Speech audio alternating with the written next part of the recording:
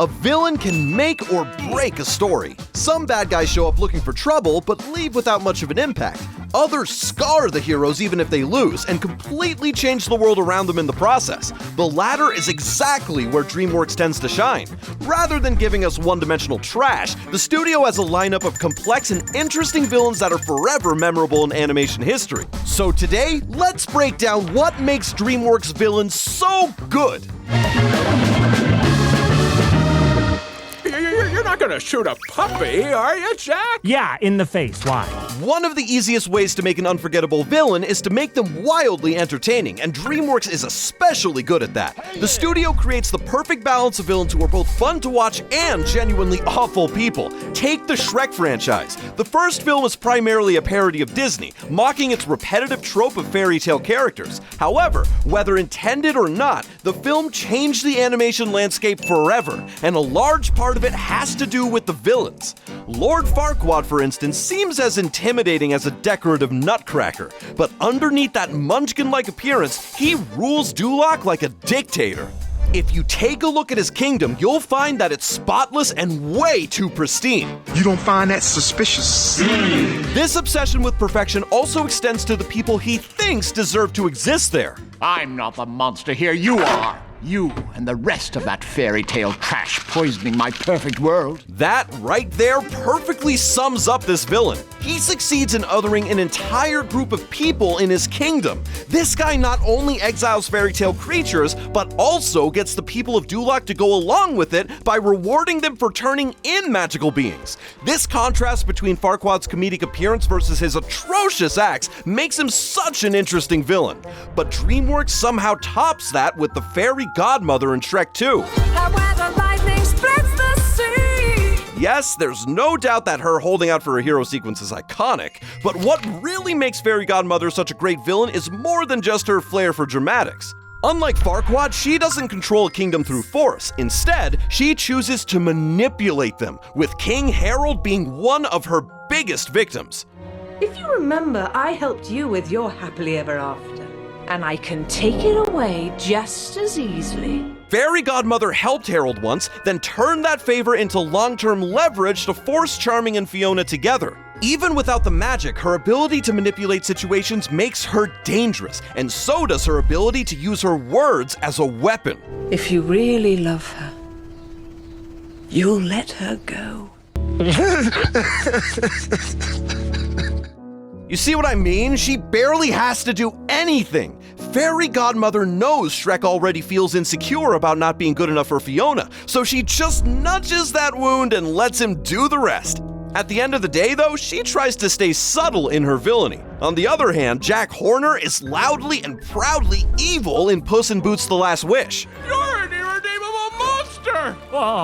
What took you so long, idiot? Jack looks like an overgrown toddler who raided a bakery and never recovered. But beneath the eccentric design hides one of the most shamelessly awful villains Dreamworks has ever made. Jack has zero empathy for people, including those working for him. And I love that the writers don't even bother pretending there's some tragic reason for it. You know, I never had much as a kid. Okay. Just loving parents, and stability in a mansion. Honestly, that's refreshing, considering so many animated movies lately feel the need to give every villain a sad backstory or a last-minute twist. Speaking of which, Dreamworks knows exactly how to nail tragedy, too. Who filled my head with dreams? Who drove me to train until my bones cracked? Who denied me my destiny? The studio does a great job making villains tragic without watering down the damage they cause, and that balance has been there since the studio's early years. I do not know this god. Neither will I let your people go. Ramesses II from The Prince of Egypt is without a doubt a ruthless tyrant. However, he isn't born some cold-blooded monster twirling his imaginary mustache in the palace. When they're young, he and Moses feel like actual brothers. They get into trouble together, laugh together, and for a while, Moses is the one person who makes Ramesses feel lighter. Unfortunately, his father constantly tries to stamp out that softness. But one weak link can break the chain of a mighty dynasty. Growing up, Ramesses is never allowed to be young and carefree. Every mistake becomes a reminder that he isn't fit to be a ruler. So when Moses leaves, Ramesses loses both a brother and the only person who makes life bearable. Without him, Ramesses internalizes all the pressure, eventually turning him into his father. Despite the years, though, he still loves Moses and is genuinely happy when he comes back, until Moses reveals the reason for his return. My people, and I can no longer hide in the desert while they suffer. At your hands. This is the heartbreaking moment Ramesses realizes his brother didn't come back for him, only to free his people. Moses' request, however, challenges his entire identity. Freeing his people would feel like admitting his father was right all along, and that is what makes him tragic. You understand why he became this way, but that still doesn't excuse his terrible actions. That's a very difficult balance to pull off, and Dreamworks nails it. Another tragic villain the studio pulls off well is Tai Lung from Kung Fu Panda. His story begins with Shifu, who raised him to believe he was destined for greatness. Tai Lung links that greatness with becoming the Dragon Warrior and trains his whole life towards that goal. So when Oogway refuses to give him the scroll, it's like telling Tai Lung that his whole life had no meaning. That betrayal hurts Tai Lung worse than Oogway's rejection, and he bides his time in prison waiting for a chance for revenge.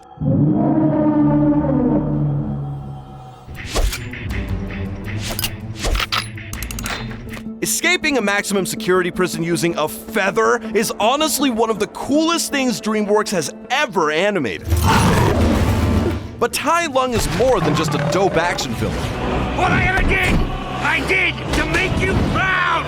Tell me how proud you are, Shifu! All the resentment that's been building for 20 years comes out like an explosion. Tai Lung shed blood, sweat, and tears just to make Shifu proud, but in the end, it was all for naught, which is why Po frustrates him so much. The panda is awkward and nothing like how a dragon warrior should be, but Po understands something Tai Lung never could. There is no secret ingredient.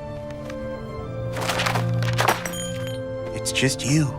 Beg your pardon. Po learns that true worth comes from within, not someone else's approval. Upon this reveal, Tai Lung, who has spent his whole life chasing external validations, doesn't have anything to work towards anymore.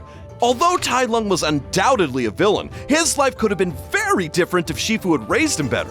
Dreamworks therefore really has a knack for making you sympathize with villains. What's even more incredible is that the studio pulls this off with sequel villains too. One of the best examples is Lord Shen from Kung Fu Panda 2.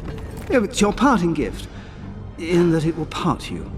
Part of you here, part of you there, and part of you way over there, staining the wall. Come on. While Tai Lung is tied to Shifu's past, Shen is personally connected to our hero in the worst way possible. Get them all!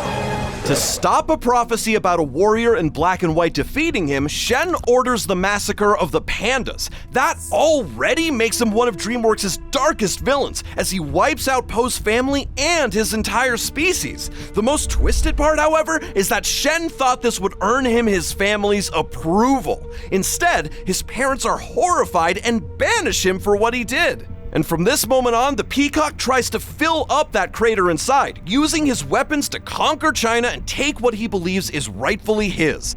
Unlike Tai Lung, Shen doesn't need to overpower his opponents. Instead, he breaks them psychologically first and then fires a cannon for good measure. Your parents didn't love you.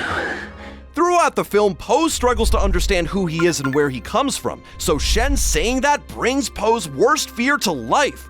In some ways, though, Shen's just protecting what he believes about his own parents onto Po. He spent his entire life trying to run away from his version of the truth. That's the great irony of his character. Tai Lung spent his life chasing destiny and never got it, whereas Shen spent his life running from destiny and still crashed straight into it. And by the end, you can tell he's exhausted, especially when he asks Po how he found peace. But Po's answer is something Shen can never understand. You gotta let go of that stuff from the past, because it just doesn't matter. Letting go is impossible for Shen, who built his entire identity around that prophecy. But in the end, the warrior in black and white from the prophecy could have meant Shen, meaning he was the cause of his own undoing from the start, not Po. This is why Shen works on so many levels. He was built specifically for Po in Kung Fu Panda 2, an essential part of his psychological journey. Then Kung Fu Panda 3 keeps that momentum going with Kai. Kai, old friend.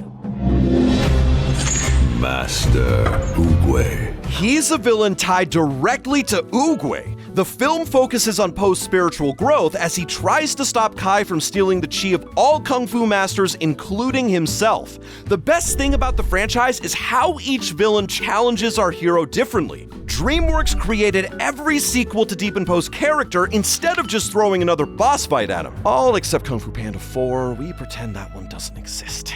Embarrassing.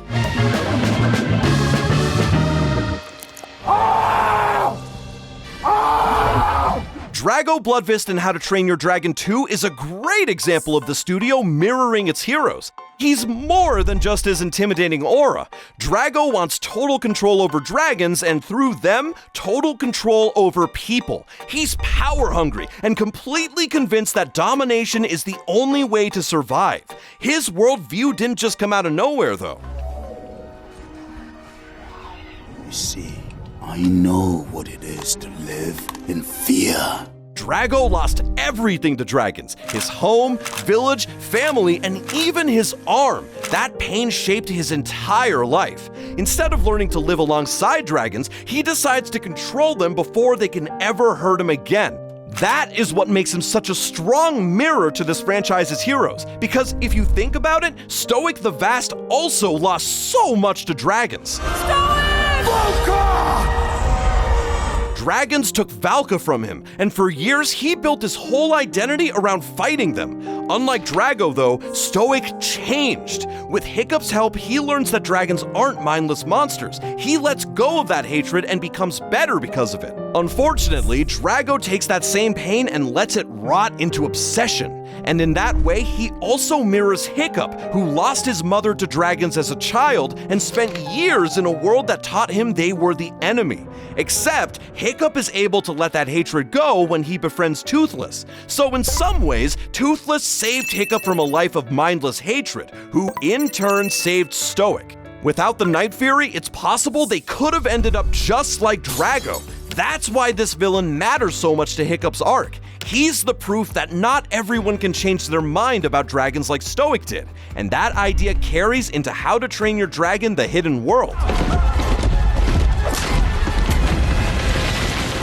While Drago was traumatized by dragons, Grimmel views the creatures as trophies to collect. In fact, Grimmel is the reason Toothless is the last known Night Fury. He's spent his whole life hunting them down, and he's proud of it. To him, dragons aren't companions, but objects to dominate, which is exactly why he controls the Death Grippers through their own venom. Well, unlike you, when I was a boy and I came upon a Night Fury, I killed it where it slipped. Killing the Night Fury as a boy made Grimmel a hero in his village. Since then, he's been chasing that high, killing every one of the species except for Toothless.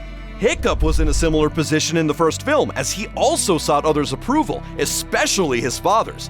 When the chance to kill a Night Fury arose, however, he couldn't do it. So Hiccup chose mercy, whereas Grimmel chose glory. What's crazy is that Hiccup could have possibly become like Grimmel if he had made that one choice in the first film differently. This is why Dreamworks' mirrored villains work so well. The studio's also experimented with several other tropes, including breaking the usual superhero formula in Megamind. Baba Booey. From the start, Megamind feels like a classic supervillain with drama running through his veins. But underneath all that showmanship, he's genuinely brilliant. He doesn't have natural powers like Metroman, yet he still manages to keep up through his intelligence, gadgets, and overall creativity. And like a lot of Dreamworks characters, he's also a reminder of how differently a life can turn out depending on where it starts. Luckily, I found a lovely little place to call home. Can we keep it? As fate would have it, Megamind grows up in a prison raised by inmates, so of course he becomes a villain. His only purpose in life has been to defeat the city's resident superhero, Metro Man, which he finally accomplishes after years of failure. Without him, what's the point?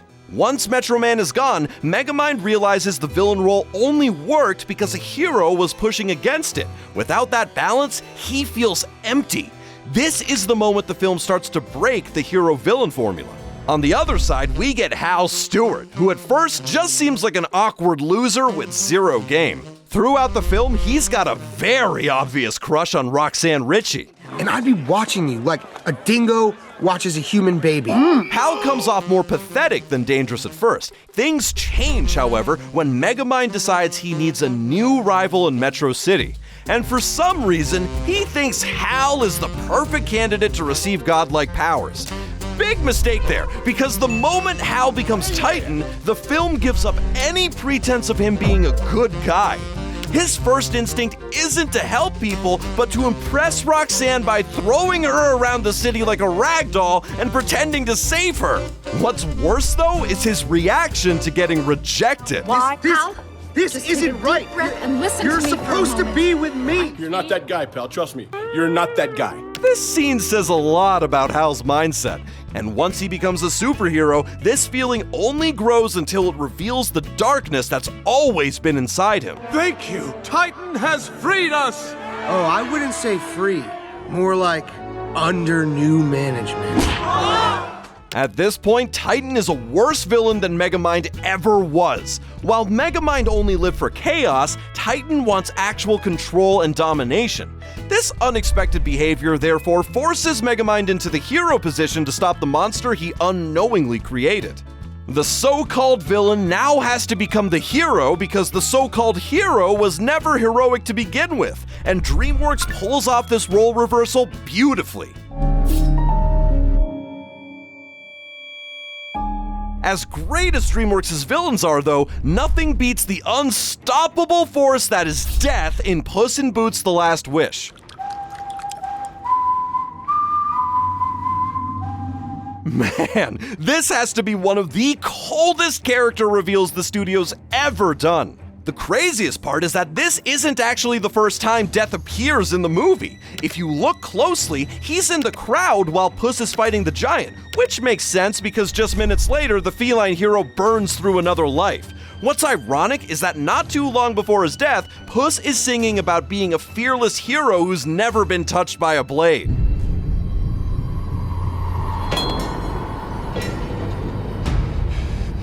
With that single drop of blood, Puss realizes that he actually can die and immediately panics. The fear is so overwhelming that he fakes his own death and disappears. You'll notice that throughout his time in hiding, death never comes after Puss. But the moment he starts gambling with his last life again, death returns.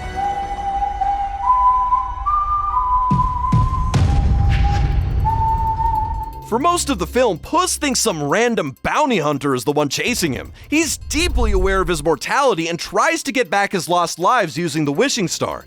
It's during this journey that Death finally reveals himself. I'm Death, straight up. And I've come for you, Puss in Boots. This is the moment Puss finally understands the gravity of the situation. Death is angry because Puss not only gets more lives than others, but he never valued any of them. With this villain, there's always the age-old debate over whether Death is really a villain or just doing his job. But the fact that he drops everything and comes for Puss early says something. Plus, this guy's clearly enjoying himself a little too much for this just to be about work. I just love the smell of fear. Death loves toying with Puss and watching this arrogant little legend try to escape the inevitable. Somewhere along the way, though, our feline hero starts to understand the value of having just one life thanks to Perito and Kitty Softpaws. And once Death sees this change in his behavior, he lets Puss go. Which is what makes him such an incredible final villain. In the end, the studio gave us a villain no one else has been able to outdo, proving once again that Dreamworks villains are just too good.